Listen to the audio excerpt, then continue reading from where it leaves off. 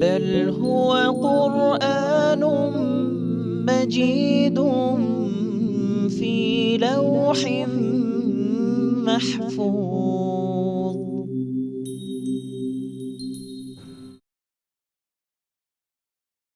بسم الله الرحمن الرحيم.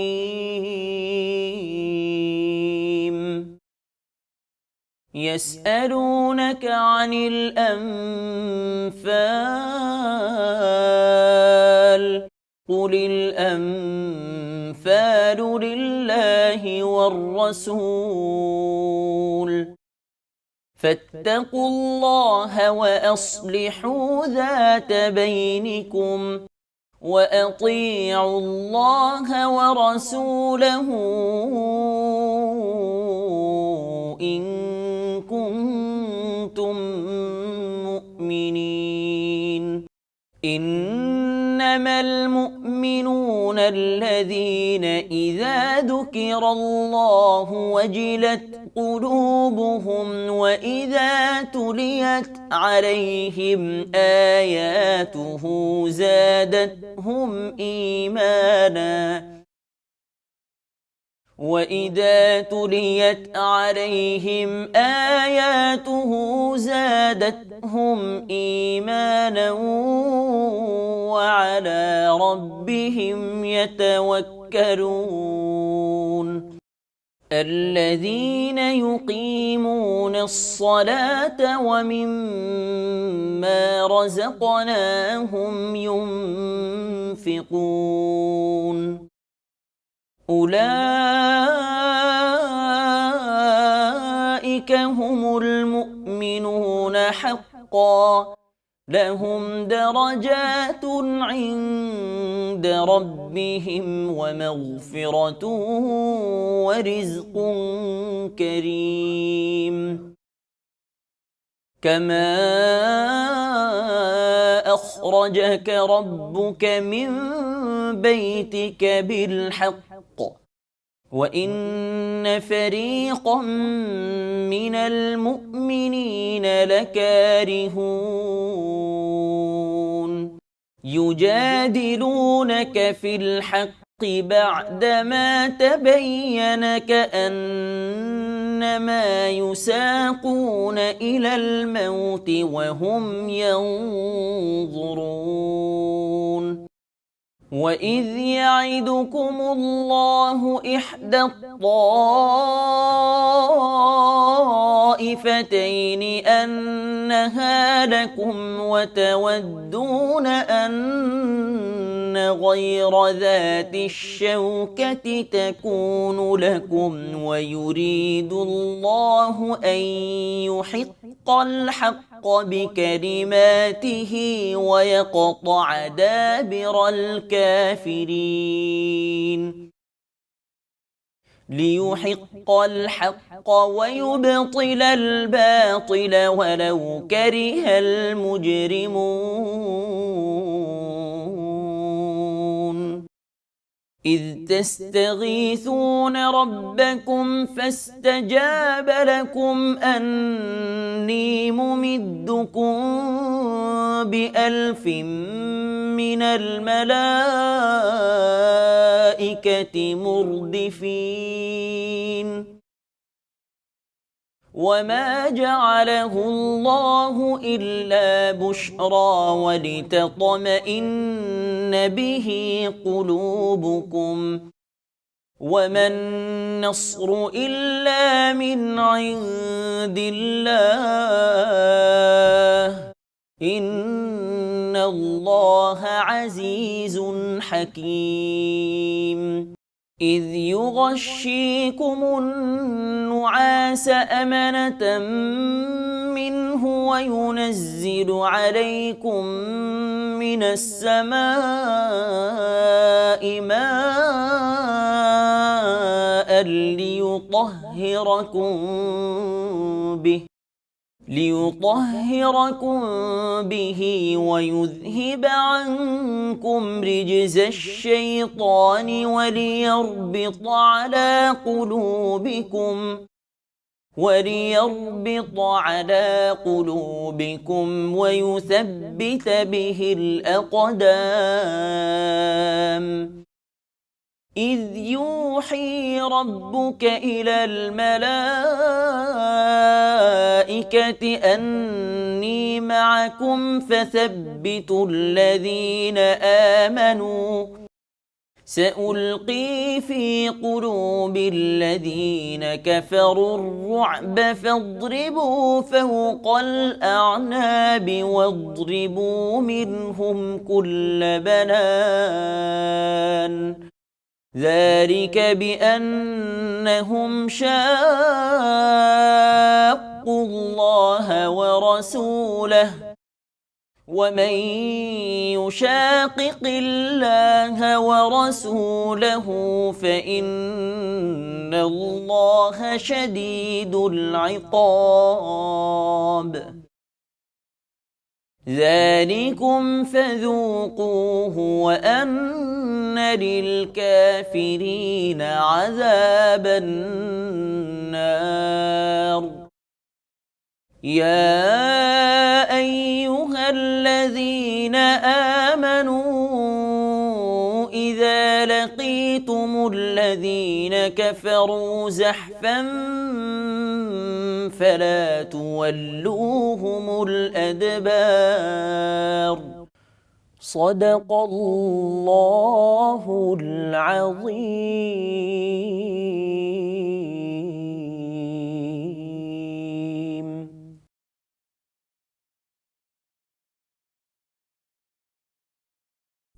পরম দয়ালু আল্লাহর নামে। লোকে তোমাকে যুদ্ধলব্ধ সম্পদ সম্বন্ধে প্রশ্ন করে। বলো, যুদ্ধলব্ধ সম্পদ আল্লাহ এবং রাসূলের। সুতরাং আল্লাহকে ভয় করো এবং নিজেদের মধ্যে সদ্ভাব স্থাপন করো এবং আল্লাহ ও তাঁহার রাসূলের আনুগত্য করো, যদি তোমরা মুমিন হও। মুমিন তো তাহারাই যাহাদের হৃদয় কম্পিত হয় যখন আল্লাহকে স্মরণ করা হয় এবং যখন তাঁহার আয়াত তাহাদের নিকট পাঠ করা হয়, তখন উহা তাহাদের ঈমান বৃদ্ধি করে এবং তাহারা তাহাদের প্রতিপালকের উপরই নির্ভর করে। যাহারা সালাত কায়েম করে এবং আমি যাহা দিয়াছি তাহা হইতে ব্যয় করে, তাহারাই প্রকৃত মুমিন। তাহাদের প্রতিপালকের নিকট তাহাদেরই জন্য রহিয়াছে মর্যাদা, ক্ষমা এবং সম্মানজনক জীবিকা। ইহা এইরূপ যেমন তোমার প্রতিপালক তোমাকে ন্যায়ভাবে তোমার গৃহ হইতে বাহির করিয়াছিলেন, অথচ মুমিনদের এক দল ইহা পছন্দ করে নাই। সত্য স্পষ্টভাবে প্রকাশিত হওয়ার পরও তাহারা তোমার সঙ্গে বিতর্কে লিপ্ত হয়। মনে হইতেছিল তাহারা যেন মৃত্যুর দিকে চালিত হইতেছে, আর তাহারা যেন উহা প্রত্যক্ষ করিতেছে। স্মরণ করো, আল্লাহ তোমাদেরকে প্রতিশ্রুতি দেন যে দুই দলের এক দল তোমাদের আয়ত্তাধীন হইবে, অথচ তোমরা চাহিতেছিলে নিরস্ত্র দলটি তোমাদের আয়ত্তাধীন হোক। আর আল্লাহ চাহিতেছিলেন যে তিনি সত্যকে তাঁহার বাণী দ্বারা প্রতিষ্ঠিত করেন এবং কাফিরদেরকে নির্মূল করেন। ইহা এই জন্য যে তিনি সত্যকে সত্য ও অসত্যকে অসত্য প্রতিপন্ন করেন, যদিও অপরাধীরা ইহা পছন্দ করে না। স্মরণ করো, যখন তোমরা তোমাদের প্রতিপালকের নিকট সাহায্য প্রার্থনা করিয়াছিলে, তখন তিনি তোমাদেরকে জবাব দিয়াছিলেন, আমি তোমাদেরকে সাহায্য করিব 1,000 ফিরিস্তা দ্বারা, যাহারা একের পর এক আসিবে। আল্লাহ ইহা করেন কেবল শুভ সংবাদ দেওয়ার জন্য এবং এই উদ্দেশ্যে যাহাতে তোমাদের চিত্ত প্রশান্তি লাভ করে, এবং সাহায্য তো শুধু আল্লাহর নিকট হইতেই আসে। নিশ্চয়ই আল্লাহ পরাক্রমশালী, প্রজ্ঞাময়। স্মরণ করো, তিনি তাঁহার পক্ষ হইতে স্বস্তির জন্য তোমাদেরকে তন্দ্রায় আচ্ছন্ন করেন এবং আকাশ হইতে তোমাদের উপর বাড়ি বর্ষণ করেন, উহা দ্বারা তোমাদেরকে পবিত্র করিবার জন্য, তোমাদের মধ্য হইতে শয়তানের কুমন্ত্রণা অপসারণের জন্য, তোমাদের হৃদয় দৃঢ় করিবার জন্য এবং তোমাদের পা স্থির রাখিবার জন্য। স্মরণ করো, তোমাদের প্রতিপালক ফিরিস্তাগণের প্রতি প্রত্যাদেশ করেন, আমি তোমাদের সঙ্গে আছি, সুতরাং মুমিনগণ অবিচলিত রাখো। যাহারা কুফরি করে আমি তাহাদের হৃদয়ে ভীতির সঞ্চার করিব। সুতরাং তোমরা আঘাত করো তাহাদের স্কন্ধে ও আঘাত করো তাহাদের প্রত্যেক আঙুলের অগ্রভাগে। ইহা এই হেতু যে তাহারা আল্লাহ ও তাঁহার রাসূলের বিরোধিতা করে, এবং কেহ আল্লাহ ও তাঁহার রাসূলের বিরোধিতা করিলে আল্লাহ তো শাস্তিদানে কঠোর। সুতরাং ইহার আস্বাদ গ্রহণ করো এবং কাফিরদের জন্য দোজখের শাস্তি রহিয়াছে। হে মুমিনগণ, তোমরা যখন কাফির বাহিনীর সম্মুখীন হইবে তখন তোমরা তাহাদের পৃষ্ঠ প্রদর্শন করিবে না।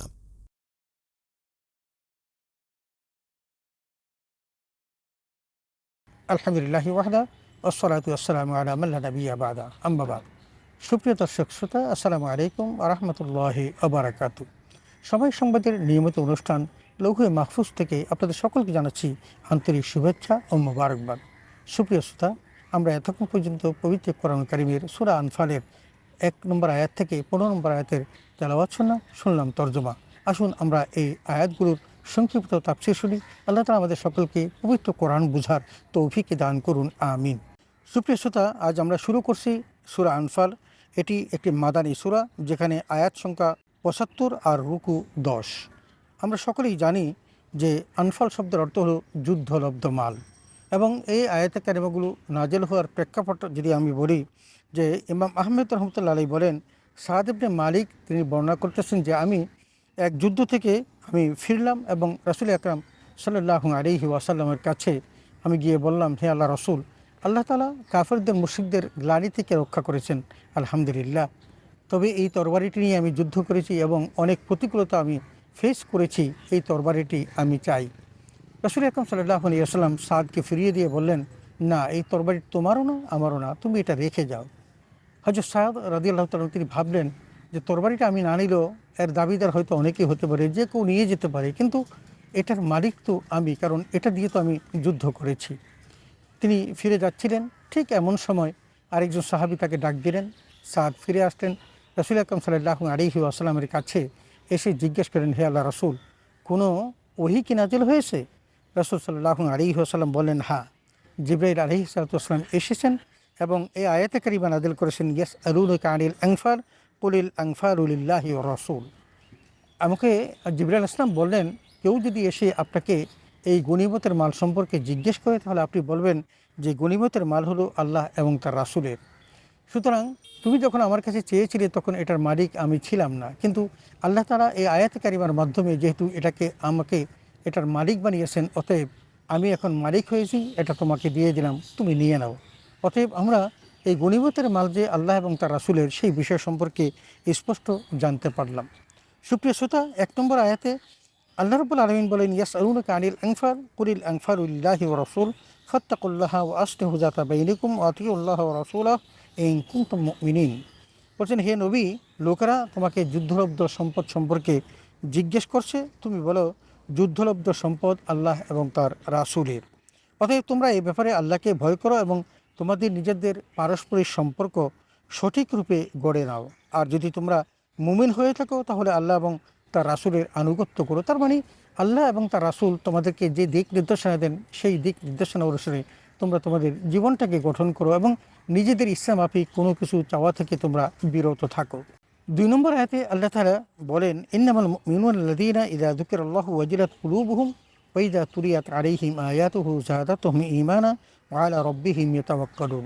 এখানে মুমিনদের কিছু বৈশিষ্ট্য বর্ণনা করতে গিয়ে আল্লাহ তাআলা বলেন যে নিশ্চয়ই মুমিনরা এরূপ হয় যে যখন তাদের সামনে আল্লাহর নাম উচ্চারণ করা হয় তখন তাদের অন্তরসমূহ ভীত সন্ত্রস্ত হয়। ওয়াইদা তুলিয়াত আলাইহিম আয়াতুহু যাদাতুহুম ঈমানা, এবং যখন তাদের সামনে আল্লাহর পবিত্র কোরআনের আয়াতকে তেলাওয়াত করা হয় তখন তাদের ঈমানসমূহ আরও বৃদ্ধি পায় এবং তারা নিজেদের রবের উপর নির্ভরশীল হয় এবং ওয়ালা রব্বিহিম ইয়াতাওয়াক্কালুন, তারা সবসময় তাদের রবের উপর ভরসা করে। তারা কখনো পৃথিবীর অন্য কারো উপর ভরসা করে না, কারণ হাসবুনাল্লাহু ওয়া নি'মাল ওয়াকিল, যে অভিভাবক হিসাবে আল্লাহ যথেষ্ট, ও নেমাল মৌলা ওয়া নি'মান নাসির, এবং সাহায্যকারী হিসাবেও আল্লাহ যথেষ্ট। এই বিষয়গুলো তারা বিশ্বাস করে বলেই তারা আল্লাহর প্রতি তারা ভরসা করে। 3 নম্বর আয়াতে আল্লাহ তাআলা বলেন, আল্লাযীনা ইউকিমুনাস সালাতা ওয়া মিম্মা রাযাকনাহুম ইউনফিকুন, এবং ওই মুমিনদের বৈশিষ্ট্য বর্ণনা করতে গিয়ে বলেন যে তারা নামাজ প্রতিষ্ঠা করে এবং আল্লাহ তাআলা তাদেরকে যে রিজিক দিয়েছেন সে থেকে তারা আল্লাহ রাস্তায় খরচ করে। তার মানে ওই ঈমানদারদের বৈশিষ্ট্য হলো 5 ওয়াক্ত নামাজ পাবন্দী হওয়া এবং আল্লাহর কাছে সিজদাবনত হয়ে নিজেকে তারা সঁপে দেওয়া। এই জন্য তারা নামাজও কায়েম করেন এবং সেই সাথে আল্লাহ রাব্বুল আলামিন তাদেরকে যে সম্পদ দিয়েছেন সেই সম্পদ থেকে তারা খরচ করেন। 4 নম্বর আয়াতে আল্লাহ তাআলা বলেন উলাইকা হুমুল মুমিনুনা হাক্কা লাহুম দারাজাতুন ইনদা রাব্বিহিম ওয়া মাগফিরাতুন ওয়া রিজকুন কারীম। এখানে আল্লাহ সত্যিকার মুমিনদের পরিচয় দিতে গিয়ে বলেন যে এই সমস্ত মানুষগুলো যাদের কথা ইতিপূর্বে বলা হলো তারাই হলো সত্যিকার মুমিন এবং তাদের জন্য আল্লাহ তাআলা রেখে দিয়েছেন যে সুন্দর মর্যাদা এবং তাদের জন্য মাগফিরাত ও উত্তম রিজিকের ব্যবস্থা করে রেখেছেন। তার মানে আল্লাহ তাআলা এই সমস্ত মানুষগুলিকে কবুল করে নিয়েছেন এবং সেই কবুলিয়তের কারণে আল্লাহ তাআলা তাদের জন্য একটি উত্তম মর্যাদা রেখে দিয়েছেন। তাদেরকে জান্নাতে আল্লাহ তাআলা প্রবেশ করাবেন এবং আল্লাহ তাদেরকে ক্ষমা করে দিবেন। সুপ্রিয় দর্শক শ্রোতা, আমাদের প্রত্যেকেরই জেনে রাখা উচিত কাল কিয়ামতের মাঠে এই বিভীষিকাময় অবস্থার মধ্যে একজন মানুষকে যখন আল্লাহ বলবেন যে তোমার জীবনের সকল ভুল ত্রুটি ক্ষমা করে দিয়েছে, এই কথাটি শোনার পর তিনি যতটা খুশি হবেন এত খুশি হয়তো পৃথিবীর সকল কিছু তাকে দান করলেও তিনি হতেন না। সেই সাথে বলেছেন ওয়ারিজকুন কারীম এবং সম্মানজনক রিজিক। আল্লাহ তাআলা জান্নাতি মানুষকে যে সমস্ত রিজিক দেবেন সেই কথাই এখানে ইঙ্গিত করেছেন। 5 নম্বর আয়াতে আল্লাহ তাআলা বলেন কামা আখরাজাকা রব্বুকা মিন বাইতিকা বিল হক ওয়া ইন্না ফারীকাম মিনাল মুমিনিনা লাকারিহুন। বলছেন যেরূপ তোমার রব তোমাকে তোমার গৃহ হতে বদরের দিন বের করলেন তো মুসলিমদের একটি দল তা পছন্দ করেনি। তার মানে যে বদরের যুদ্ধে সর্বপ্রথম যুদ্ধ মুসলমানদের, সেই যুদ্ধের আহ্বান যখন আল্লাহ তাআলা করলেন এবং নির্দেশনা দিলেন তখন রাসূল আকরাম সাল্লাল্লাহু আলাইহি ওয়াসাল্লামের ডাকে সাড়া দিয়ে অনেকেই তখন ঘর থেকে বেরিয়েছিলেন, কিন্তু একটা দল যারা মুনাফিক ছিল তারা কিন্তু এটাকে অপছন্দ করেছিল এবং যুদ্ধ যেতে তারা চায়নি। 6 নম্বর আয়াতে আল্লাহ তাআলা বলেন ইউজাদিলুনাকা ফিল হক বা'দামা তাবায়্যানা কাআন্নামা ইউসাকুনা ইলাল মাউতি ওয়া হুম ইয়ানজুরুন। বলছেন যে সেই যথার্থ বিষয় প্রকাশ হওয়ার পরও হতে তারা তোমার সাথে এরূপ বিবাদ করেছিল যেন কেউ তাদেরকে মৃত্যুর দিকে হাঁকিয়ে দিচ্ছে। তার মানে তাদের কাছে সকল কিছু স্পষ্ট হওয়ার পর, প্রতিভাত হওয়ার পরও তারা তোমার ডাকে সাড়া দেয়নি এবং তারা যে যাচ্ছে যুদ্ধের ময়দানে মনে হচ্ছে যেন কেউ তাদেরকে মৃত্যুর দিকে তাদেরকে হাঁকিয়ে নিচ্ছে এবং তারা তা প্রত্যক্ষ করছে অহুম ইয়ানজুরুন এবং তারা তাকিয়ে তাকিয়ে দেখছে তারা কিভাবে মৃত্যুর দিকে ধাবিত হচ্ছে, এমনটি তারা তখন মনে করেছিল। 7 নম্বর আয়াতে আল্লাহ তাআলা বলেন ওয়াইদ ইয়াইতুকুমুল্লাহু ইহদা তাইফাতাইনি আন্নাহা লাকুম ওয়া তুআদ্দুনা আন্না গায়রা যাতিশ শাওকা তাকুনু লাকুম ওয়া ইউরিদুল্লাহু আন ইউহিক্কাল হাক্কা বিকালিমাতিহি ওয়া ইয়াকতা'a দাবিরাল কাফিরিন। এখানে আল্লাহ বলছেন স্মরণ করো যখন আল্লাহ তোমাদেরকে দুটি দলের মধ্যে হতে একটি সম্বন্ধে প্রতিশ্রুতি দিয়েছিলেন যে ওটা তোমাদের করতলগত হবে। তার মানে আল্লাহ আগেই পূর্বাভাস দিয়েছিলেন যে এই যুদ্ধে তোমরা বিজয় লাভ করবে। তোমরা এই আশা করেছিলে যেন নিরস্ব দলটি তোমাদের আয়ত্তে এসে যায় এবং আল্লাহ বলেন যে আর আল্লাহর ইচ্ছা ছিল এই যে তিনি স্বীয় নিদর্শনাবলী দ্বারা সত্যকে সত্যরূপে প্রতিষ্ঠা করবেন এবং তিনি তার এই নিদর্শন দ্বারা মুজিজা দ্বারা তিনি দেখাবেন যে কিভাবে তিনি তার সত্যাশ্রী মানুষগুলোকে এই যুদ্ধের ময়দানে তিনি বিজয় দান করেন। ওয়াক্তা দাবিরাল কাফিরিন এবং কাফিরদেরকে নির্মূল করেন, এটা তিনি দেখাতে চেয়েছিলেন। 8 নম্বর আয়াতে আল্লাহ তাআলা বলেন ওয়ায়ুহিক্কাল হাক্কা ওয়া ইউবতিলাল বাতিল ওয়ালাউ কারিহাল মুজরিমুন। বলছেন ইহা এই জন্য যাতে সত্য সত্যরূপে এবং মিথ্যা মিথ্যারূপে প্রতিভাত হয়, যেন এই যুদ্ধের ময়দানে যারা গিয়েছে তারা যেন বুঝতে পারে যে সত্যশ্রী মানুষগুলো কেমন করে তারা তাদের সত্যে বিজয় লাভ করলো এবং মিথ্যাবাদী মানুষগুলো কেমন করে তাদের এই মিথ্যার মধ্যে পরাজয়ের গ্লানি ভোগ করলো, এটা যেন তারা উপলব্ধি করতে পারে। ওয়ালাউ কারিহাল মুজরিমুন, যদিও এটা অপরাধীরা অপ্রীতিকরই মনে করে। তার মানে তাদের মধ্যে এটা অপ্রীতিকর, যদিও তারা এমনটি চায় না। তারা চায় এই যুদ্ধের ময়দানে তারা যেন না যাক এবং সেখানে জয় পরাজয় যাই হোক না কেন তাদেরকে যেন এই যুদ্ধের বিভীষিকার মধ্যে তাদেরকে পড়তে না হয়। 9 নম্বর আয়াতে আল্লাহ তাআলা বলেন ইয তাস্তাগীথুনা রাব্বাকুম ফাস্তাজাবা লাকুম আন্নী মুমিদ্দুকুম বিআলফিন মিনাল মালাইকাতি মুরদিফিন। আল্লাহ বলেন যে স্মরণ করো সেই সংকট মুহূর্তের কথা যখন তোমরা তোমাদের রবের নিকট কাতর কণ্ঠে প্রার্থনা করেছিলে আর তিনি সেই প্রার্থনা কবুলও করেছিলেন। আল্লাহর কাছে বলেছিলে বিজয় দান করার জন্য, আল্লাহ সেটা কবুলও করেছেন এবং কবুল করে বলেছিলেন নিশ্চয়ই আমি তোমাদের 1000 ফেরেশতা দ্বারা তোমাদেরকে সাহায্য করব যারা একের পর এক আসবেন। তার মানে বদর যুদ্ধে আল্লাহ তাআলা যে 1000 ফেরেশতা দ্বারা মুসলমানদেরকে সাহায্য করেছিলেন সেই কথাটি আল্লাহ তাআলা এখানে স্পষ্ট করে বললেন যে এটা আল্লাহর একটা প্রতিশ্রুতি ছিল এবং সেই প্রতিশ্রুতি আল্লাহ তাআলা সেটা বাস্তবায়ন করে দেখিয়েছেন। 10 নম্বর আয়াতে আল্লাহ তাআলা বলেন, ওয়ামা জাআলাহুল্লাহু ইল্লা বুশরা ওয়া লিতাতমাইন্না বিহি কুলুবুকুম ওয়ামান নাসরু ইল্লা মিন ইনদিল্লাহ ইন্নাল্লাহা আসিজুন হাকীম। আল্লাহ তার এই সাহায্যের কথা বলতে গিয়ে বলেন, এটা আল্লাহ করেছিলেন এই শুভ সংবাদ হিসেবে এবং যাতে তোমরা চিত্ত আশ্বস্ত হয়। কারণ এই কথাটি আল্লাহ বলেছেন যে 100 ফেরেশতা দ্বারা সাহায্য করবেন, এটার মূল উদ্দেশ্য ছিল এই সংবাদটা শ্রবণ করে তাদের অন্তরকে সান্ত্বনা দিতে পারে। বস্তুত সাহায্য তো শুধু আল্লাহর পক্ষ থেকে আসে, ওমান নাসরু ইল্লা মিন ইনদিল্লাহ, কারণ আল্লাহর সাহায্য ছাড়া পৃথিবীর কোনো মানুষের সাহায্য দ্বারা এই কঠিন বিপদ থেকে রক্ষা পাওয়ার কোনো সুযোগ নেই। আল্লাহ মহাপরাক্রমশালী, প্রজ্ঞাময়। অতএব আল্লাহ তার এই মহাপরিকল্পনা বাস্তবায়ন করতে গিয়ে 1000 ফেরেশতা দ্বারা সেদিন মুসলমানদেরকে সাহায্য করেছিলেন। 11 নম্বর আয়াতে আল্লাহ তাআলা বলেন, ইদ ইউগাশশিকুমুন নুআসা আমানাতাম মিনহু ওয়া ইউনাজ্জিলু আলাইকুম মিনাস সামাই মাআন লিইউতাহিরাকুম বিহি ওয়া ইযহিবা আনকুম রিজসাশ শায়াতিন ওয়া লিয়ারবিতা আলা কুলুবিকুম ওয়া ইউসাব্বিতা বিহিল আকদাম।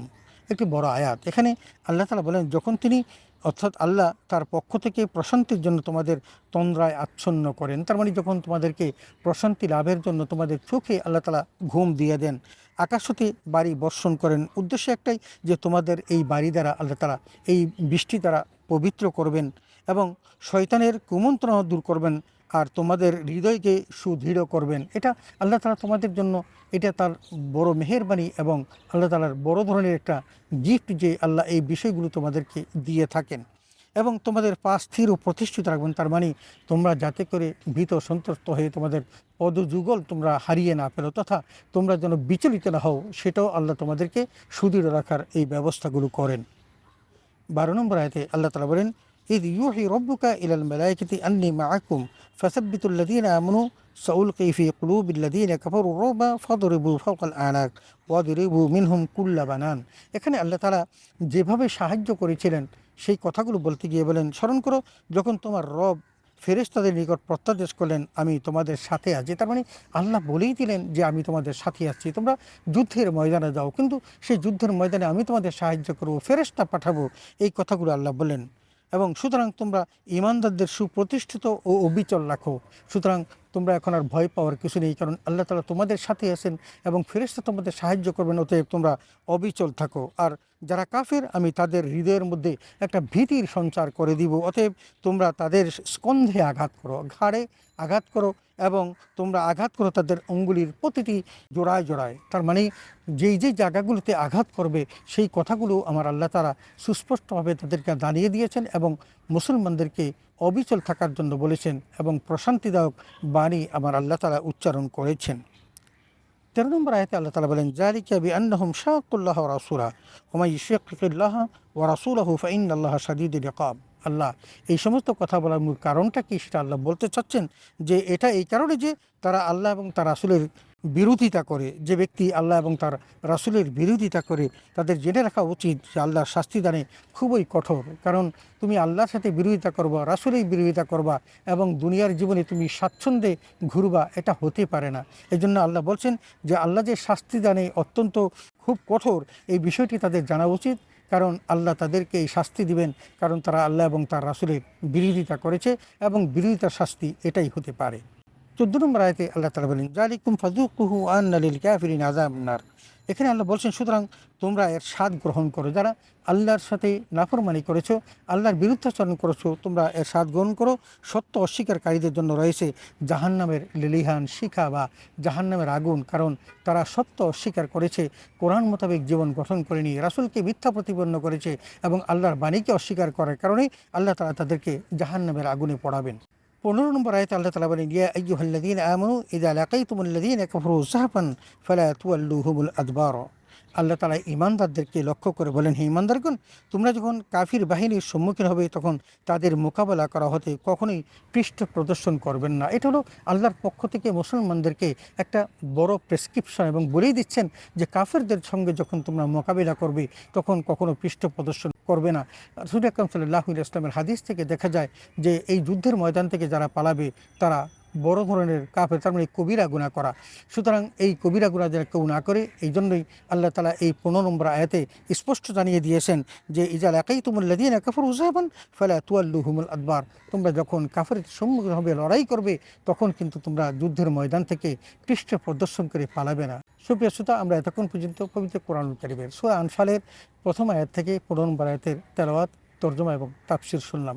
এই কথাগুলো আল্লাহ তাআলা আমাদেরকে বুঝার জন্য বলেছেন, আমল করার জন্য বলেছেন এবং আল্লাহর হুকুম মানার জন্য বলেছেন। আল্লাহর হুকুম যারা মানবে আল্লাহ তাআলা তাদেরকে বিভিন্নভাবে সাহায্য করবেন। যেমনটি সাহায্য করেছেন বদরের যুদ্ধে, আল্লাহ তাআলা 1000 ফেরেশতা দ্বারা সাহায্য করেছেন। ঠিক তেমনি যারা আবার কাফের মুশরিক, তাদের কঠিন শাস্তির কথাও বলেছেন, তাদেরকে জাহান্নামের আগুনে পোড়াবেন। আসুন আমরা সেই সত্যিকার মানুষরূপে নিজেকে ঈমানদার হিসেবে গঠন করি, জান্নাত লাভে ধন্য হই। তা না হলে আল্লাহর সেই মহাশাস্তি আমাদের উপর আসতে পারে। অতএব আল্লাহ তাআলার এই হুকুম পালন করার মধ্য দিয়ে আল্লাহ তাআলা আমাদের সকলকে তার সত্যাসী বান্দা হিসেবে কবুল করুন, আমিন। ওয়া আখির দাওয়ানা আলহামদুলিল্লাহি রাব্বিল আলামিন। আসসালামু আলাইকুম ওয়া রাহমাতুল্লাহি ওয়া বারাকাতুহু।